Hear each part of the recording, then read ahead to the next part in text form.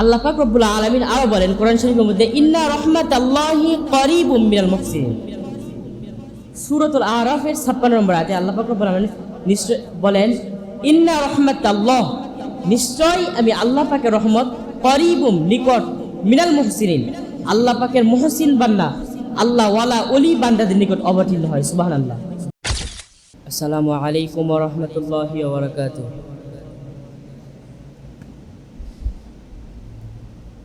নতুন করে কেউ সুন্নতে নিয়ত করবেন না, সুন্নতের জন্য পরে সময় দেওয়া হবে ইনশাআল্লাহ।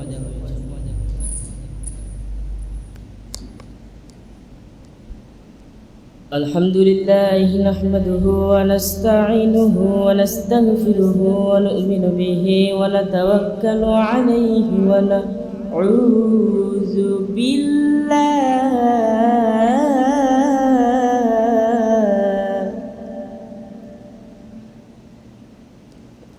নাউযু বিল্লাহি মিন শুরুরি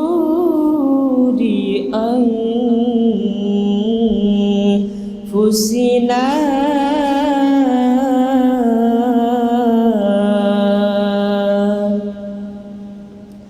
ومن سيئات أعمالنا من يهد الله فهو المهتدي ومن يضلل فلن تجد له وليا مرشدا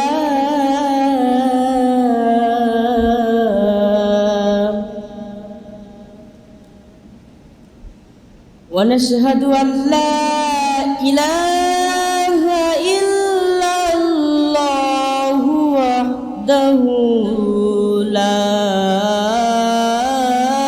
شريك له ونشهد أن سيدنا وسندنا وحبيبنا ومولانا محمدا عبده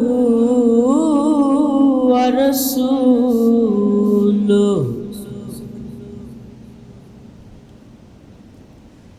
الذي أرسله بالحق شاهدا ومبشرا ونذيرا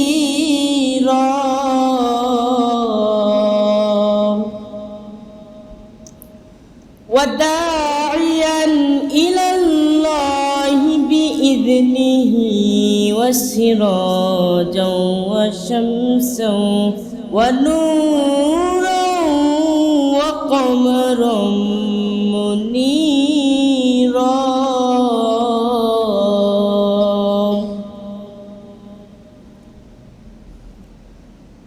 فقد قال الله تعالى في كلامه المجيد وفي فرقانه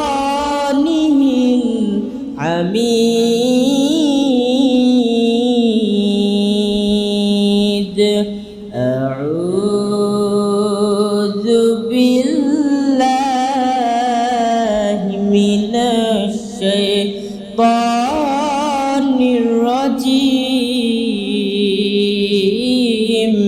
بسم الله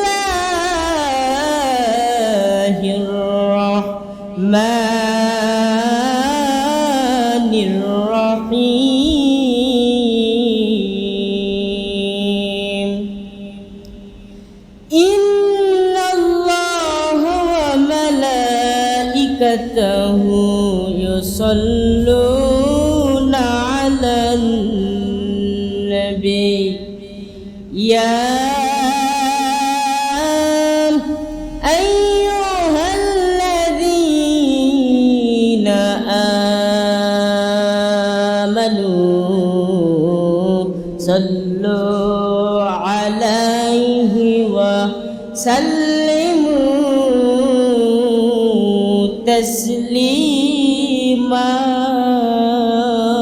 اللهم সাল্লি আলা সাইয়্যিদিনা মাওলানা মুহাম্মদ ওয়া আলা আলিহি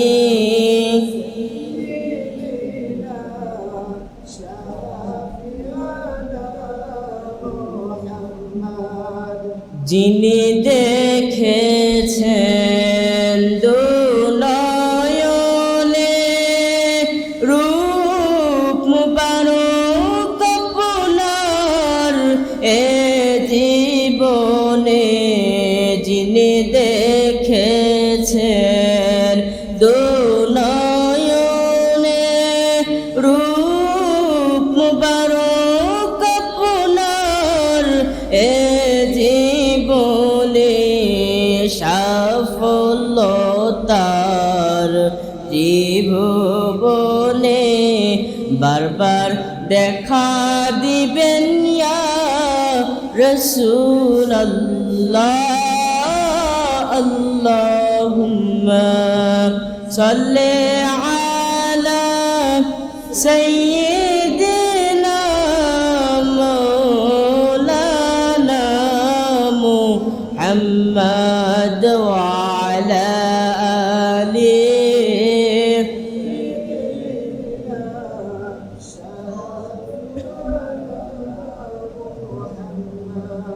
আল্লাহ আপনি দয়া করুন, নসিব করুন সোনার মদিনা, আজকের জুমআ কবুল করুন, নসিব করুন সোনার মদিনা। আপনার হাবিবকে না দেখাইয়া মৌলা মোদের কবর দেশে নিবেন না। আল্লাহুম্মা সাল্লি আলা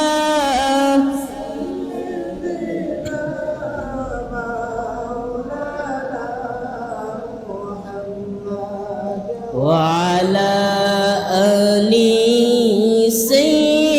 সাইয়্যিদিনা।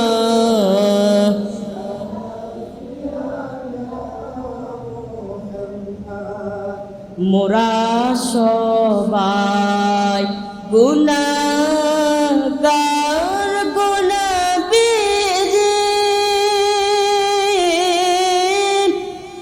আপনাকে তো চিনলাম না। মোরা সবাই গুনাহগার গুনাহবিজি, আপনাকে তো চিনলাম না। সে অপরাধে বিপদের দিনে, সেই অপরাধে বিপদের দিনে আপনি মোদের ভুলবেন না। আল্লাহুম্মা সাল্লি আলা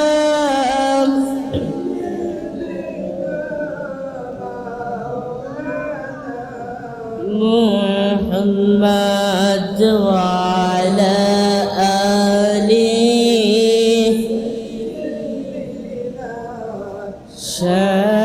শাফি'ানা মুহাম্মদ। আলহামদুলিল্লাহ, শুকরিয়া আদায় করছি মহান আল্লাহ তাআলার দরবারে, যিনি আমাদেরকে দুনিয়াবি সকল হারাম কাজ থেকে ফারেক করে সাপ্তাহিক ঈদের দিন পবিত্র শুক্রবার জুমা এসে কিছু আলোচনা শোনার, তার উপর আমল করার এবং 2 রাকাত ফরজ সালাত আদায়ের জন্য যে মহান রব্বুল আলামিন আমাদেরকে সকল কাজ থেকে ফারিক করে মসজিদে আসার মতো তৌফিক দান করেছেন, সেই মহান আল্লাহ তাআলার দরবারে সকলে শুকরিয়া আদায় করছি, সকলে বলছি আলহামদুলিল্লাহ। আল্লাহ পাক রব্বুল আলামিনের শুকরিয়া আদায় করলে আমার আল্লাহ পাক রব্বুল আলামিন শুকরিয়া বৃদ্ধি করে দেন। আল্লাহ পাক রব্বুল আলামিন বলেন, লা ইন শাকারতুম লা আযীদান্নাকুম ওয়া লা ইন কাফারতুম ইন্না আযাবি লাশাদীদ। বান্দা, তুমি আমার নিয়ামত পাওয়ার পর যদি আমি আল্লাহ তাআলার দরবারে শুকরিয়া আদায় করো, তাহলে আমি আল্লাহ পাক রব্বুল আলামিন তোমার সেই নিয়ামতকে আরো অনেক গুণ বৃদ্ধি করে দিব। সুবহানাল্লাহ। আর যদি সেই নিয়ামতের শুকরিয়া আদায় করতে না পারো তাহলে কি হবে? আল্লাহ পাক রব্বুল আলামিন বলেন, লা ইন কাফারতুম ইন্না আযাবি লাশাদীদ। তোমাদেরকে আমি কঠিন আযাবের মধ্যে ফেলে দেব। নাউজুবিল্লাহ। সুতরাং সকল ক্ষেত্রেই আমাদেরকে আল্লাহ তাআলা রব্বুল আলামিন ওনার শুকরিয়া আদায় করতে হবে। হাদিস শরীফের মধ্যে এসেছে, যদি কোনো বান্দা দুনিয়াতে সুখে নাই, একটু সমস্যা পেরেশানির মধ্যে আছে, তাও যদি সে আল্লাহ পাক রব্বুল আলামিনের দরবারে শুকরিয়া আদায় করে, তাহলে আল্লাহ পাক রব্বুল আলামিন তার পেরেশানি দূর করে দিবেন। সুবহানাল্লাহ। সুতরাং আমাদের সকলকে রব্বুল আলামিনের দরবারে জীবন চলার সকল ক্ষেত্রে শুকরিয়া আদায় করতে হবে। দরুদ ও সালাম পড়ছি সেই নবীর উপর যে নবীকে সৃষ্টি না করলে আমার আল্লাহ পাক আসমান জমিনে কোনো কিছুই সৃষ্টি করতেন না, এমনকি আমাদেরকেও সৃষ্টি করতেন না। যে নবী হচ্ছে নূর নবী, হায়াতুন নবী, যে নবীর উপর একবার দরুদ পড়লে সহিহ নাসাই শরীফের মধ্যে আছে, নবীজি পাক সাল্লাল্লাহু আলাইহি ওয়াসাল্লাম বলেন, আমার উপর যে ব্যক্তি একবার দরুদ পড়বে মহব্বতের সঙ্গে, আল্লাহ পাক রব্বুল আলামিন তার জীবন থেকে 10টি গুনাহ মাফ করে দিবেন। সুবহানাল্লাহ। এবং তার উপর 70টি রহমত নাজিল করবেন। অপর বর্ণনা এসেছে, দুনিয়াতে সে যে মর্যাদায় আছে, আল্লাহ পাক রব্বুল আলামিন নবীজির উপর দরুদ ও সালাম পড়ার কারণে তার মর্যাদা 10 গুণ বৃদ্ধি করে দিবেন। সুবহানাল্লাহ। সেই নবীজি পাক সাল্লাল্লাহু আলাইহি সাল্লাম, ওনার উপর দরুদ পড়ছি, সকলে পড়ছি সাল্লাল্লাহু আলাইহি সাল্লাম। সম্মানিত উপস্থিতি, আমরা দুনিয়াতে আমাদের সকলের পরিচয় হলো আমরা মুসলমান, ঠিক না ভাই? ঠিক। তাই মুসলমান হিসেবে আমাদের দায়িত্ব কর্তব্য হলো আল্লাহ পাক রব্বুল আলামিন যা বলেছেন তা মেনে নেওয়া, যা নিষেধ করেছেন তা হতে বিরত থাকা, এটার নামে মুসলমান। তারপর আল্লাহ পাক রব্বুল আলামিন বলেন, ইয়া আইয়ুহাল্লাযীনা আমানুত্তাকুল্লাহা হাক্কা তুকাতিহি ওয়া লা তামুতুন্না ইল্লা ওয়া আনতুম মুসলিমুন। ইয়া আইয়ুহাল্লাযীনা আমানু, হে মুসলমান যারা ইমানদার দাবি করো নিজেদেরকে, দুনিয়াতে যারা নিজেদেরকে ইমানদার দাবি করো, হাক্কা তুকাতিহি ওয়া লা তামুতুন্না ইল্লা ওয়া আনতুম মুসলিমুন, তোমরা মুসলমান না হয়ে মৃত্যুবরণ করো না। আল্লাহ পাক বললেন তোমরা মুসলমান না হয়ে মৃত্যুবরণ করো না, কিন্তু আমরা তো জানি যে আমরা মুসলমান। তাহলে আল্লাহ পাক কি বললেন? মুসলমান না হয়ে মৃত্যুবরণ করো না। আল্লাহ পাক এখানে বুঝাইলেন মুসলমান হতে হবে মুসলমান হওয়ার মতো। আল্লাহ পাক যা আদেশ করেছেন তা পরিপূর্ণভাবে মানতে হবে, যা তিনি নিষেধ করেছেন তা পরিপূর্ণভাবে ছাড়তে হবে, এর নামই মুসলমান। আর একজন মুসলমান আল্লাহ পাককে মানবে, এটাই তার কর্তব্য, এটাই তার আদর্শ। আর প্রকৃত মুসলমান হতে গেলে আল্লাহ পাক রব্বুল আলামিন বলেন, ইয়া আইয়ুহাল্লাযীনা আমানু আতিউল্লাহা ওয়া আতিউর রাসূলা ওয়া উলিল আমরি মিনকুম। পবিত্র সূরা নিসার 59 নম্বর আয়াতে আল্লাহ পাক রব্বুল আলামিন বলেন, ইয়া আইয়ুহাল্লাযীনা আমানু, হে ঈমানদারগণ, তোমরা যদি ঈমানদার দাবি করতে চাও, নিজেকে প্রমাণ করতে চাও ঈমানদার বলে, তাহলে তোমাদেরকে কিছু প্রসেসের মধ্যে দিয়ে যাইতে হবে। কিছু প্রসেস মেনটেন করলে তোমরা মুসলমান হতে পারবে। আল্লাহ পাক রব্বুল আলামিন আয়াতের পরের অংশে এই প্রসেসগুলো বলতেছেন। আল্লাহ পাক রব্বুল আলামিন বলেন, আতিউল্লাহ, তোমরা আমি আল্লাহ এটা এক করো, আমি আল্লাহ যা বলি তা শোনো, আমি আল্লাহ যা মানতে বলি তা মানো। কিন্তু আমরা তো আল্লাহ পাককে কোনোদিন দেখিনি, দেখেছি নাকি? সেক্ষেত্রে করণীয় কি আমাদের? আল্লাহ পাক রব্বুল আলামিন আয়াতের পরের অংশ বলেন, ওয়া আতিউর রাসূল, আমি তোমাদের মাঝে যে রাসূল পাঠিয়েছি সে রাসূলকে তোমরা মেনে নাও, সে রাসূল যা আদেশ করে তা তোমরা মেনে নাও, তাহলে আতিউল্লাহ, আমি আল্লাহকে মানা হয়ে যাবে। সুবহানাল্লাহ। কিন্তু আল্লাহর হাবিব আখির নবী হুজুর পাক সাল্লাল্লাহু আলাইহি সাল্লাম, তিনি তো কিয়ামত পর্যন্ত আমাদের মধ্যে থাকবেন না, তিনি আল্লাহর দিদারে মশগুল থাকবেন। তাহলে আমরা কেমন করে তাকে অনুসরণ করবো, কেমন করে তাকে মানব? আর আল্লাহ পাক আয়াতের শেষের অংশ বলেন, ওয়া উলিল আমরি মিনকুম, আমার হাবিব সাল্লাল্লাহু আলাইহি সাল্লাম দুনিয়া থেকে আমার দিদারে আসার পর তোমাদের মধ্যে যারা আমি আল্লাহ এবং আমার রসুলকে মানার মতো মানবে, আমি আল্লাহ যা আদেশ করেছি তা পরিপূর্ণভাবে মানবে, আমার রসুল যা আদেশ করেছে তা পরিপূর্ণভাবে মানবে, এবং আমি আল্লাহ এবং আমার রসুল যা নিষেধ করেছেন তা ছেড়ে দিবে, এমন ওয়া উলিল আমরি মিনকুম, হক্কানি আল্লাহওয়ালা তোমাদের মধ্যে থাকবে। তোমরা ওই আল্লাহওয়ালাকে মেনে নিলে আমি আল্লাহ এবং রসুলকে মানার দাবি সত্য হয়ে যাবে। সুবহানাল্লাহ। বর্তমান সমাজের প্রেক্ষাপটে আমাদের মধ্যে আতিউল্লাহ, আল্লাহকে মানা ঠিক আছে, আতিউর রসুল, রসুলকে মানা ঠিক আছে, কিন্তু আমরা সমস্যা করি ওয়া উলিল আমরি মিনকুম এই জায়গায়। কিন্তু এটা তো আল্লাহর আদেশ, পবিত্র কোরআনের বাণী, সরাসরি আল্লাহর আদেশ। এটা নিয়ে আমাদের সমস্যা কেন হবে? এখন প্রশ্ন হলো, আল্লাহকে মানলাম, নবীকে মানলাম, হক্কানি আল্লাহওয়ালাকে কেন মানব? কেন আমরা হক্কানি আল্লাহওয়ালাকে মানব? আল্লাহ পাক রব্বুল আলামিন বলেন, আলা ইন্না আউলিয়া আল্লাহি লা খাউফুন আলাইহিম ওয়া লা হুম ইয়াহজানুন, সূরা ইউনূস 62 নম্বর আয়াত। আল্লাহ পাক রব্বুল আলামিন বলেন, দুনিয়াতে যারা আল্লাহওয়ালা হয়, আল্লাহর ওলি হয় এবং আমরা আল্লাহকে মানে, তাদের অতীতের কোনো দুশ্চিন্তাও থাকে না এবং ভবিষ্যতে তাদের জন্য কোনো ভয় থাকে না। সুবহানাল্লাহ।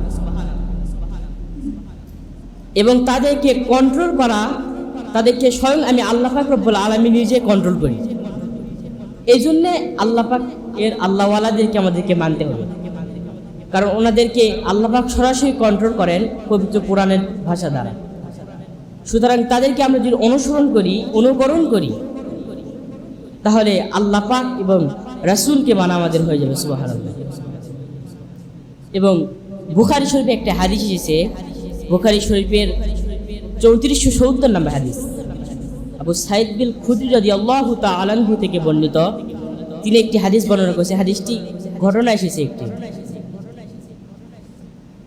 ঘটনাটি হলো, কেন আমরা আল্লাহ ওয়ালাদের সাথী হব, আল্লাহ ওয়ালাদের কাছে যাব? হাদিস শরীফে এসেছে, সেই সময় এক ব্যক্তি ছিল, সে ব্যক্তি ছিল মার্ডার কিলার, 99টি খুন করেছে। তার জীবন দশায় সে 99টি খুন করেছে। অতঃপর সে 99টি খুন করার পর অনুতপ্ত হয়ে গেছে, আল্লাহ তাআলার দরবারে ফিরে আসবে। সে আল্লাহ তাআলার, তার মধ্যে আল্লাহ তাআলার ভয় জাগ্রত হয়েছে, সে এখন ফিরে আসবে। আল্লাহ তাআলা ভয় তার ভিতর অনুভূত হওয়ার পর সে পাগলের মতো ছুটতেছে রাস্তার মধ্যে দিয়ে, যে আমি কি ক্ষমা পাবো, আল্লাহ কি আমাকে ক্ষমা করবেন, আমি যে 99টা খুন করেছি। সে পাগলের মতো ছুটতে ছুটতে রাস্তায় এক হুজুরের সাথে দেখা হয়ে গেল। হুজুর তাকে জিজ্ঞাসা করলেন যে, আপনার সমস্যা কি, আপনি পাগলের মতো এরকম ছুটতেছেন কেন, আর ক্ষমা পাবো এরকম বলতেছেন কেন? তখন ব্যক্তিটি বলল, হুজুর, আমি আমার জীবন দশায় 99টি খুন করেছি, আমি কি ক্ষমা পাবো, আল্লাহ পাক কি আমাকে ক্ষমা করবেন, আমি কি জান্নাতে যেতে পারবো? তখন হুজুর বলে, হায় সংকট, করছেন কি? একটা খুন করলে মানুষ জান্নাতে যেতে পারবে না, সেই জায়গায় আপনি 99টা খুন করছেন, তাহলে আপনি কেমনে জান্নাতে যাবেন? আপনি জান্নাতে যেতে পারবেন না। তখন লোকটি সেই পাগল প্রায়, তখন তার আরো রাগ উঠলো, আরো ক্ষোভ হলো। সে ওই হুজুরকে তার তরবারি দিয়ে হত্যা করলো, 100টা পূর্ণ করে দিল যে আমি জান্নাতে যেতে পারবো না, আল্লাহ ক্ষমা করবে না, তোমাকে ছুঁয়ে কি হবে? এরপর সে আরো পাগল হয়ে গেল যে কোথায় গেলে আমি ক্ষমা পাবো। এরপর তিনি পথ চলতে লাগলেন। চলতে চলতে এক সাধারণ ব্যক্তির সাথে দেখা হয়ে গেল। ব্যক্তিটি জিজ্ঞাসা করলেন, ভাই কি সমস্যা, এরকম পাগলের মধ্যে ছুটতেছেন কেন? আর ক্ষমা ক্ষমা কি ক্ষমা, কিসের জন্য আপনি ক্ষমা চাইছেন? তখন লোকটি বলল, ভাই আমি 100টি খুন করেছি আমার জীবনে, আমি কি ক্ষমা পাবো? আমি কোথায় গেলে ক্ষমা পাবো? তখন ওই সাধারণ লোকটি বলল, আপনি ক্ষমা পাবেন কি পাবেন না তা আমি জানি না, তবে আমি এক আল্লাহওয়ালার সন্ধান আপনাকে দিব, যেখানে গেলে আপনি তওবা করলে আল্লাহর কাছে ক্ষমা চাইলে আল্লাহ আপনাকে ক্ষমা করে দিতে পারে। সুবহানাল্লাহ। লোকটি তখন একটু শান্ত হলেন, জি দেখ উপায় একটা পাওয়া গেছে। তখন সে লোকটি শোনার পর, ঠিকানা নেওয়ার পর সে আল্লাহওয়ালার দরবারের দিকে এক ধাপ পা বাড়ালেন। তখন আল্লাহর পক্ষ থেকে আজরাইল আলাইহিস সালাম এসে তার জানকে কবজ করলেন। তার জান কবজ করার পর আল্লাহ তাআলার দরবার হতে 2 দল ফেরেশতা সেখানে অবতরণ করলেন, এক আযাবের ফেরেশতা, 2 রহমতের ফেরেশতা। আযাবের ফেরেশতারা এসে বলল যে এই লোকটি তার জীবনে 100টি খুন করেছে, সে জান্নাতে যেতে পারবে না, আমরা তাকে জাহান্নামে নিয়ে যাব। কিন্তু রহমতের ফেরেশতারা বলল যে তার 100টি খুন করুক, কিন্তু সে আল্লাহ ওয়ালার দরবারে গিয়ে তওবা করার নিয়ত করেছে, সেদিকে এক পা দাঁড়িয়েছে, আল্লাহ পাক তাকে ক্ষমা করে দিবেন এবং সে জান্নাতি হবে। সুবহানাল্লাহ। এই বলে ফেরেশতা 2 জনের মধ্যে একটু বিরোধ সৃষ্টি হয়ে গেল, কে নিয়ে যাবে? আল্লাহ পাক রব্বুল আলামিন এবার হযরত জিবরাইল আমিন আলাইহিস সালাম ওনাকে বিচারের জন্য দিয়ে পাঠালেন 2 দল ফেরেশতার কাছে। আল্লাহ পাক রব্বুল আলামিন বললেন, হে জিবরাইল, আপনি মেপে দেখেন যে লোকটা কোন দিকে বেশি অগ্রসর হয়েছে। সামনের দিকে আল্লাহ ওয়ালার দরবারে যদি বেশি অগ্রসর হয়ে থাকে, তাহলে আমি আল্লাহ পাক রব্বুল আলামিন তাকে মাফ করে দেব এবং তার জান্নাত হিসেবে কবুল করব। সুবহানাল্লাহ। এবং সে যদি পিছনের দিকে বেশি পথ থাকে, তাহলে সে ক্ষমা পাবে না। আল্লাহ পাক রব্বুল আলামিন উনি দয়া করলেন, উনি সামনের পথটাকে ছোট করে দিলেন এবং ওই ব্যক্তিকে মাফ করে দিলেন। হযরত জিবরাইল আলাইহিস সালাম তিনি রহমতের ফেরেশতাদেরকে বললেন, এই ব্যক্তির তওবার নিয়ত করেছে, আমার আল্লাহ পাক রব্বুল আলামিন তাকে আল্লাহ ওয়ালার দরবারে গিয়ে যে তওবার নিয়ত করেছে, তার তওবাটি আল্লাহ পাক রব্বুল আলামিন কবুল করেছেন এবং তাকে আল্লাহ পাক জান্নাত হিসেবে কবুল করেছেন। সুবহানাল্লাহ। সুতরাং রহমতের ফেরেশতারা আপনারা এই ব্যক্তিকে জান্নাতে নিয়ে যান। এটি ঘটনা, কিচ্ছা কাহিনী না, এটি বুখারী শরীফের সরাসরি একটি হাদিস, 3470 নম্বর হাদিস বুখারী শরীফে সাঈদ বিন খুদরি রাদিয়াল্লাহু তাআলা থেকে বর্ণিত। সুতরাং আল্লাহ পাক রব্বুল আলামিন আরো বলেন কোরআন শরীফের মধ্যে, ইন্না রাহমাতাল্লাহি করিবুম মিনাল মুহসিনিন। সূরাতুল আরাফের 56 নম্বর আয়াতে আল্লাহ পাক রব্বুল আলামিন নিশ্চয় বলেন, ইন্না রাহমাতাল্লাহ, নিশ্চয় আমি আল্লাহ পাকের রহমত, করিবুম নিকট, মিনাল মুহসিনিন আল্লাহ পাকের মুহসিন বান্দা, আল্লাহ ওয়ালা ওলি বান্দাদের নিকট অবতীর্ণ হয়। সুবহানাল্লাহ।